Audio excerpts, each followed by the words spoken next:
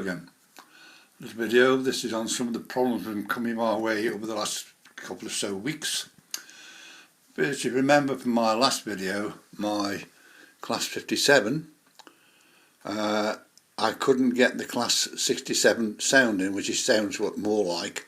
I could only get the 47 in, but I found a little trick how to do it. Now what it is when you go in and put it in as normal like this, you get this bit up, right? This bit like this. And you normally press that and you start it up and it wouldn't go in. No matter where I tried, it wouldn't go in. But there's a little trick. If you go to this little one here, that is the sound file there. If you click on that, what happens is you get, let's get the page right, you get this come up. And that, what it means is which loco are you going to put the sound file in, which would be that. So you press that and then it comes back to this and you set it up, and it actually does work, because this has now got the 67 sound file into it, and it works perfect.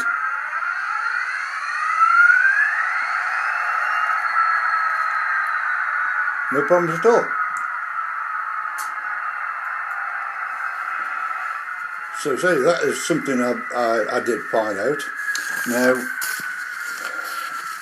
what we're going to come to now are these HM7000 decoders. I've had 3 come my way recently, and what it actually is one was a Block 5, which is a smoke generator. Couldn't get it run, never mind get the sounds in it. And last week I had a gentleman, I was in the Hobby Goblin shop, which is my regular, I'm always in there usually on a Tuesday. I'm in there Tuesday morning, and he brought me 2 in. One was a P2 and the other one was a Flying Scotsman, both smoke generators, and neither of them would actually run. Now the chap with the Black 5, he's actually sent that back to Hornby and he hasn't had it back yet. But since then I've actually been working on these other 2. I brought them home and started trying to set them up. And one of the things is that when I tried to put the smoke generator sound file in, it wouldn't accept it in any way, shape or form. So what I actually have done is there's another one which I'll just go into here in a minute. And what it is that there is another P2 which is basically the same, and also the Flying Scotsman. On the where's my pictures now? Pictures on. What I found out on the both of them the same, but on the P2 I could get it to run, but I couldn't get the sound come out. And what it was, if I go to this picture here, which is this one here, do this like this, what you've got, this is the crazy part about these new ones like this. What they've done is they've hardwired the speaker onto the circuit board, not the plug-in like we get with these. This is a normal one like this, where you get the decoder, you plug that in and it works. So what I actually did, I couldn't get it work, I used my spare one of these that I've got and plugged it in, and it still wouldn't go in. So what I did is I put it in as a normal P2 and it works perfect. So what it is, he's got a faulty speaker. Now the problem with that is he's got to get another speaker, and what I would say is don't just get them off there and plug it straight into the decoder, because once I put the mine, which I use my ESU to do all the testing with, once I plugged that in, it worked perfect, no problem. So he actually got a faulty speaker, so he's got to get a new speaker for that one, right? So that was one thing I did. Right, now then, another thing that I did, if I actually go to, I did the Flying Scotsman the same. And that the sound worked on that, but what it was is every time I tried to put the generator one in, it wouldn't go in, so I put it in as a standard one, as you might say. Right, so what I've got now is if I go to here, so this is the one that I did. I've done this particular thing just for him, so I can show him when I go in the shop next Tuesday. Just to show him that it's actually working when he gets it back. If I now go to here, or here.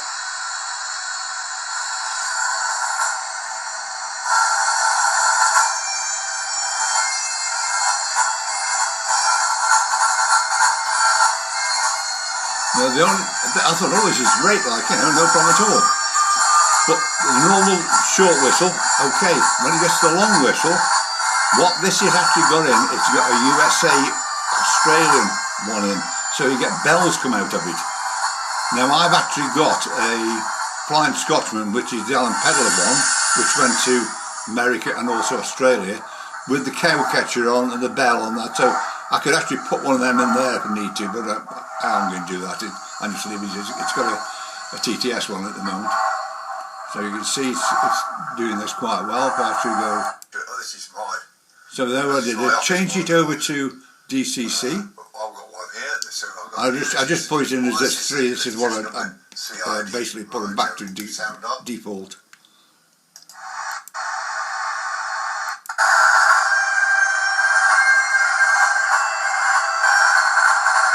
So it does the same, so I'll switch it back over to there. All my 10 that I've got are all turned over to DCC. I do not use the Bluetooth. People are having so much trouble with the Bluetooth falling out. Once I've changed over to DCC, my locos work perfect, no problem at all.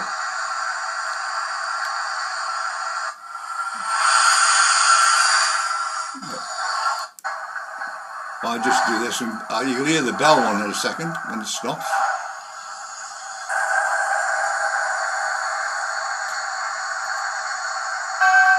Yeah. So some say it's got that. It does the other whistles as well, but some say that's the problem I've got with that one. But then again, the train runs. It's got all the sounds, all the sounds and functions it should have, and it just that extended long whistle one. It's got the bell one. The other one, part of it works, but every so often you'll get the bell come up. But other than that, it's actually running. So that's those two solved. Right. Now then, we now come to consist. Right. Or as I call it's called a consist, but it's a double heading, right? Now I've got double headers there, 2 68s.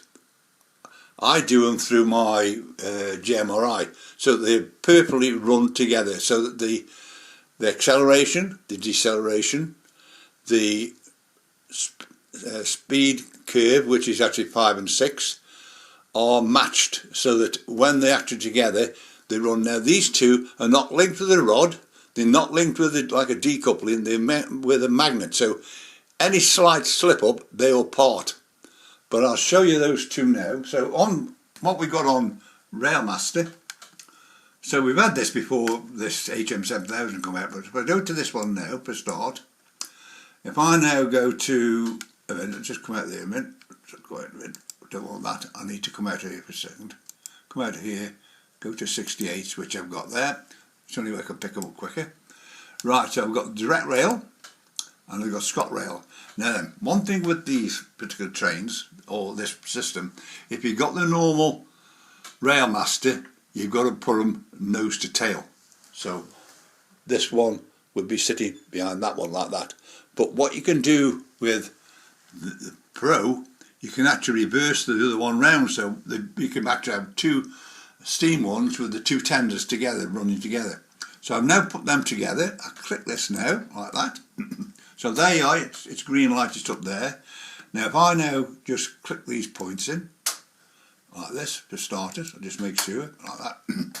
Now they both work completely together. I'm not going to put the, I've got a program for running, but I'm not going to do that. So what I'm going to do is put them in reverse, which they are. They've both gone to reverse, like that. I'll now come out as shunt, and here they come, look. Both perfectly together. Like this. So I can run them as a double header, like that. So what we're going to do is put them, stop again, and I should go to forward, and put them back in again, where they just come from. As you see, they're perfect running together. No problems whatsoever on consist on Railmaster by setting up your locos there. Right, so we'll just do that and put these back again just for starters. Right, now then, with the consist on the app, this thing here. So what you've got to use, if I do this and do this, I don't most probably won't work because it's going to be looking for the watch it. If I go to this here, where are we? Wrong one. What you need is when you go to the engine shed, which is in here.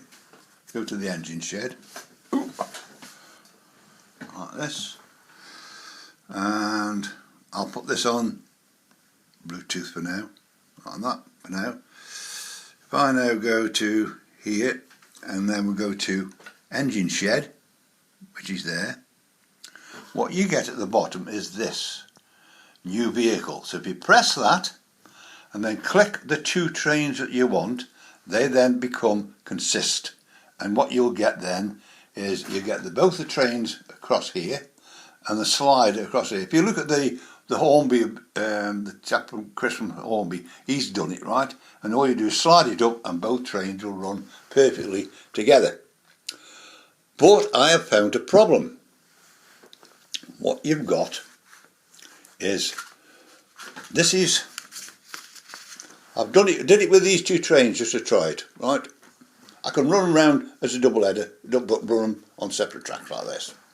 So what I've done is, first of all, I took the CV readings, right? So that's a CV reading of 1, which is the this one here, and then I did a CV reading. So say I'm not going to mess with my railway, so that's why I'm doing it this way around. Then I did one for the 57, sorry, it's 57, right? But when you do the consist, what you get is this. The CV 5 and 6 change. See them? Sorry, the 3 and 4 change. So they've changed to them. Now the thing is with this is when you put this back and take it out of consist and put it back to the normal one, what you'll get come up is if I just go back onto here for a minute, and just get it on here, I don't want this. Go back to here, right? If I now go to this bit here now, and if I now go to here, which is this bit here, what will come up here is it say they're out of sync. Now what will actually happen is if you press that and put it in sync, they'll both be the same. Now what happens with these now is these have already got, all my locos have got programs. So what's going to happen with these is these will be thrown out of program. So what you've got to do is to put these back again to what they originally were to make them run. Whereas when you do it with Railmaster, you can take these apart and they run exactly as they should do on their own. But on this thing, for some reason, this thing changes. So what you've got there is those two there will go to that, which is the 30 and the 26 there. That's acceleration, deceleration. So what you've got to do is you go into each one of those again, and you've got to change the values around again. So it's consist in one sense is rubbish, because what happens is if you take them off consist, your trains won't run properly. More so is when you run programs, like I run all my programs. You know, there's 120 odd programs in this thing of mine. So that is one problem you've got with doing consist. So be aware of that, so that if you change the two trains, they'll both come up with a different value. So why they come up with the one for the 30 and 25, I do not know. So that is a big problem. Right now then, just another thing on this, on these decoders. This particular one I've just told you about, right? If I now just go back to this picture again, let's find the picture again, which was this one here. Now if you notice off this thing here, sorry about going around backwards, but what you've got here is the decoder sits across here. That's metal. So the decoder can actually touch the speaker there. So what I've done with this particular one, the Flying Scotsman for this gentleman, I put a piece of tape over there, so that when the decoder, because if the decoder goes, you press it in, it goes too far, you could short circuit the decoder onto that metal of that speaker. So that's one thing to be wary of. So what he's got to do really is to cut them two off there, take that out, get another speaker, put it. But this is on a block. This block can come out, so you can put another speaker in here, a bigger speaker in here if you need, like these, like I've done this. So what really you need is that it'll give him a better sound out of it. That's the thing with it, is that this is a danger. Now both these trains have done, which is the Flying Scotsman and the P2, have both got this exact circuit way it's been done. It's been hardwired. Why, I don't know, because when you buy the HM7000 decoders, you get the decoder and you get this, plus the sprig with all the speakers on, and you just plug that in. So all he's got to do with that is to cut that out, put the new speaker like this, plug it into the decoder, and it'll work perfect. So that is one headache that I've found with the system. But to say, I as you know, I don't normally do these things on this, you know, the decoders and things like that. I do Railmaster. That's my thing of doing things. But anybody's got problems with these HM700, I can't help them, because I can't link via my PC to a tablet or a phone. I can only link to a PC. So anybody's got problems, you're stuck. Now the problem, one thing I can do is, if need be, I can actually, if you sent me the decoder and not so much the speaker, but basically the decoder, if anything, I'll do the speaker as well, I can actually set them up for what train you want. But what happens is as you know, with this HM7000, you can only have it on a phone or a tablet. You can't have it on any other way. So what I'd actually do with that, I did it for a chap quite a while ago now. He sent me the decoder and I set it up for him, and it switched to DCC, so he can only run it on DCC. Now, as I said before, a lot of people have been having trouble with these HM7000 decoders in Bluetooth. Bluetooth seems to be acting up on some of the, they're switching them off, they're turning them off, they're losing the sound files, they're losing all sorts. Once you switch it to DCC, you don't lose nothing. It all stays there. So, if anything, is run these things on DCC. Now, my layout is not big, right? It's only 8 foot across that way, and it's 8 foot that way, 6 foot to 8 foot that way, right? So I don't need to use a tablet or a phone to run my locos. But what it is, I can actually set them up here, and set the CVs up and everything else, and then just switch them to DCC. So I've got on my iPad here, I've got 9 on here, and I've got 1 on my phone. I use that too when I'm in the hobby gobbling, which I'm normally in. I can demonstrate how these actually operate. So that is one thing. Now, and as what I do all these programs now. I've shown you on the last one when it'll normally finish on this thing is, that this train here comes out, stops there. This little steam train comes out here, stops here, goes back again, and then that comes back in there again. But since then, because now I've got that, and then I can do that and do that, and since then I've added this, my little shunter. So I can actually run the whole lot, just sit here and watch them all running on their own. But also what I can do now is I can actually do the first 3 movements, and then I can do the next 3 movements. But I'm not going to run these 2 round as they are as such. What I'm going to do is show you this one, how this one operates. This is another little program we've done. So do this.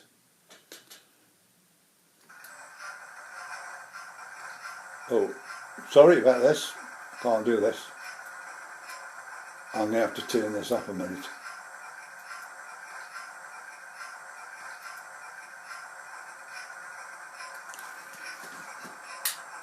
I'm going to have to turn the system off for a minute.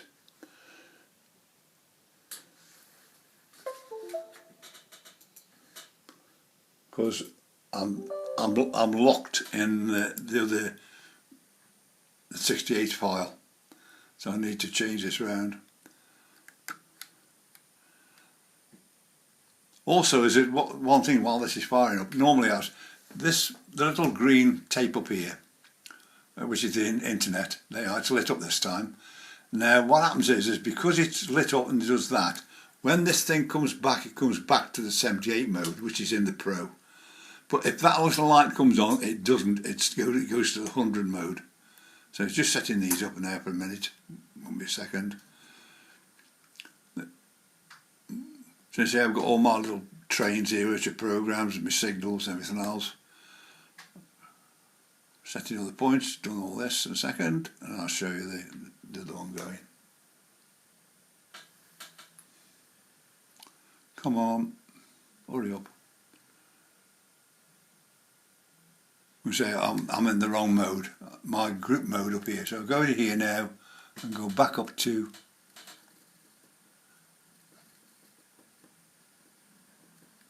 my demo mode, which is there. Now I can do it now. So if I just, this is the thing is, if you haven't got the locos in here when you're running programs, you can start the program up, but it won't run because it's not in the system. So if I actually go now to here now and do this.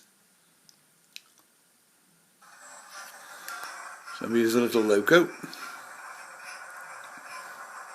Now if you notice the yard lights, now when these points change here, those lights will go out. There you are. So the points have changed, so it's not going into the sidings, it's going on the back road to the tunnel into the turntable. So here it comes. I just love doing programs. Now I've got a Class 87, I've got a 121 and a 153, which I want to put sound in, but looking by the iPad, they give me another 6-9 months before they come. Now I'd stop there. Now watch the signal.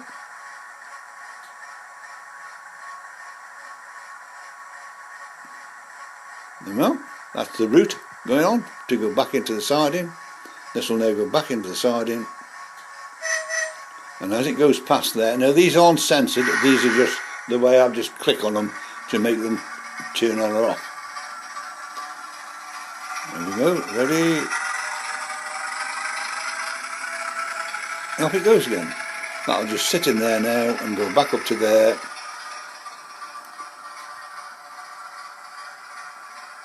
That's it. Now the points will change again and the sound will go off, and you see the siding lights come on.